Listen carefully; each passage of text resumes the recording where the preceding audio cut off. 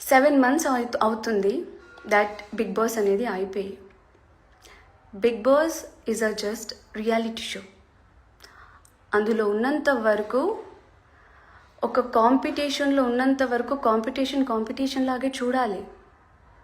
దాని నుంచి బయటకు వచ్చాక రియల్ లైఫ్ని కూడా మేము కాంపిటీషన్గా తీసుకొని మీరు మాట్లాడుతున్నట్టుగా, మీరు కామెంట్స్ పెడుతున్నట్టుగా కొట్టుకొని తిట్టుకొని లైక్ నెగిటివిటీ స్ప్రెడ్ చేసుకుంటూ ఉండడానికి life is not a reality life. మనం మనలాగే బతకాలి, అది గుర్తుపెట్టుకోండి. ఒక రియాలిటీ షో అయిపోయింది, బయటకు వచ్చాము, ఎవరికి వాళ్ళ వర్క్లో బిజీగా ఉన్నారు.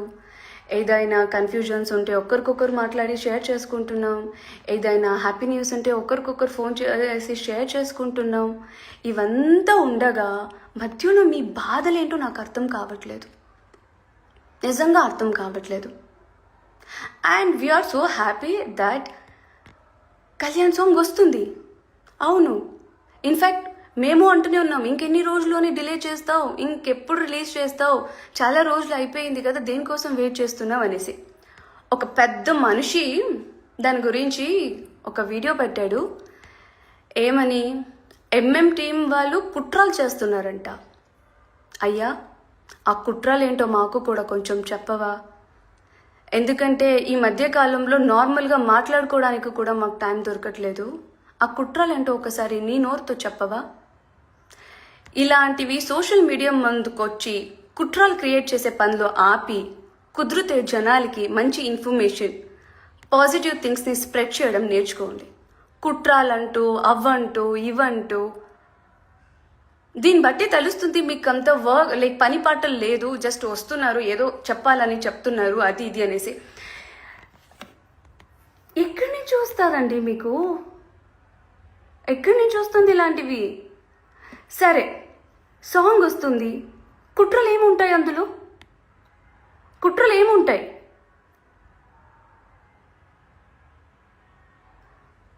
ఇది లేకపోతే డాక్టర్ దగ్గర చూపించుకొని మాట్లాడడం నేర్చుకోండి.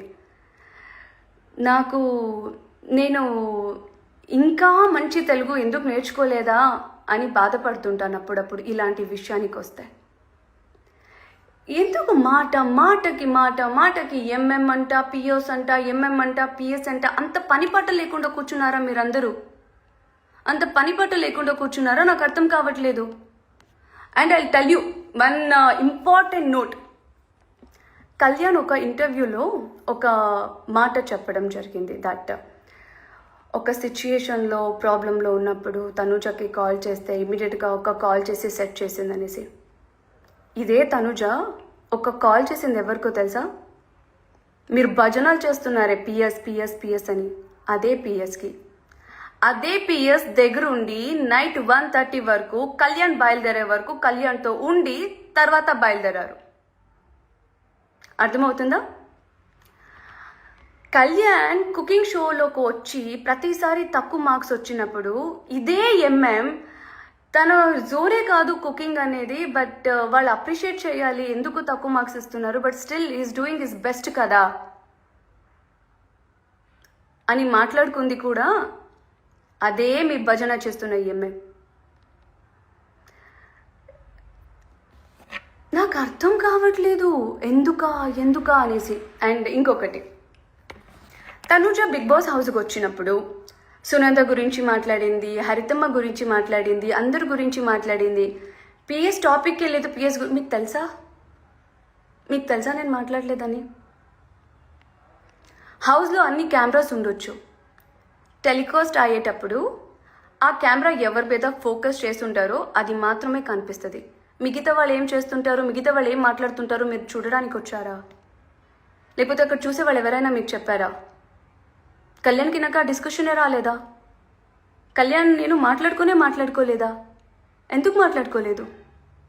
బిగ్ బాస్ హౌస్ నుంచి బయటకు రాగానే సోకాల్ మన ఎంఎంకి మాకు సంబంధం లేని వాళ్ళు చాలా మంది వచ్చి నన్ను కలిసినప్పుడు నెగిటివ్ స్ప్రెడ్ చేయడానికి వెళ్తే అదే ఎంఎం టీం అన్నారు, హౌస్లో జరిగేది వేరు, బయట మేము చూసేది వేరు, తనని ఇప్పుడు కాసేపు వదిలేయండి. ఎప్పుడైతే నేను మా ప్యూర్ ఫ్రెండ్షిప్ గురించి, కళ్యాణ్ గురించి, అన్నీ లైక్ మనం చేసిన ఫన్నీ థింగ్స్ గురించి అండ్ షేర్ చేసుకున్న లైక్ ఆ ఒక జోన్ గురించి చెప్పినప్పుడు వాళ్ళు అదే అన్నారు, మేము అదే అనుకునే వాళ్ళం. బట్ వాట్ ఎవర్, అయిపోయింది, ఇక్కడికి అయిపోయింది. ఇప్పుడు హ్యాపీగా ఉండండి. ఎన్ని నెగిటివిటీ వచ్చినా పట్టించుకోవద్దు, దేని గురించి కూడా ఆలోచించొద్దు అని టిల్ టుడే అదే ఎంఎం నాకు సపోర్టివ్గా ఉన్నారు. అదంట ఇదంట ఆ కుట్రాలంట, వాళ్ళంట, వీళ్ళంట. ఏ లాంగ్వేజ్లో నువ్వు లాంగ్వేజ్ నోట్ ఏ స్లాంగ్లో మాట్లాడాలో నాకు అర్థం కావట్లేదు. నోరుంది కదా అనేసి ఎంత కావాలంటే అంత మాట్లాడుకొని, అండ్ ఇంకొక ఏదో ఒక పెద్ద ఆయన అంతు చూస్తా, తర్వాత ఏంటి ముద్దమందరం వాళ్ళు ఎవరు వస్తారో బిగ్ బాస్కి చూస్తా, 2 వీక్స్ 3 వీక్స్. పెద్ద మనిషి పాపం రిటైర్డ్ అయిపోయినట్టుంది. మీకు ఖాళీగా కూర్చొని పని పాట లేకుండా ఇలాంటివి స్ప్రెడ్ చేయడాన్ని ఆపేసి ఏదైనా ఒక ఆశ్రమానికి వెళ్ళి మెడిటేషన్ అయినా చేయండి.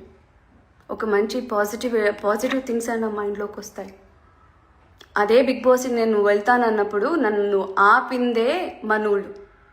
లైఫ్లో చేంజ్ కావాలి, కొత్తగా ఉండాలి, ఒక్కలాగే ఉండిపోతే ఎలాగా, లైఫ్ని చూడాలి కదా అనేసి డాన్స్ చేసుకుంటూ వచ్చాం. మనోళ్ళు అంతా ఖాళీగా లేరండి రావడానికి, అండ్ వాళ్ళు హింతు చూడడానికి 2 వీక్స్ 3 వీక్స్ ఖాళీగా ఉంటే పాపం మీరు ట్రై చేసుకోండి. మీ తలరాతలో రాసుంటే మిమ్మల్ని తీసుకుంటారేమో హౌస్ లోపలికి, అంతేగాని మనోళ్ళకి అంత ఇది లేదు. And okay,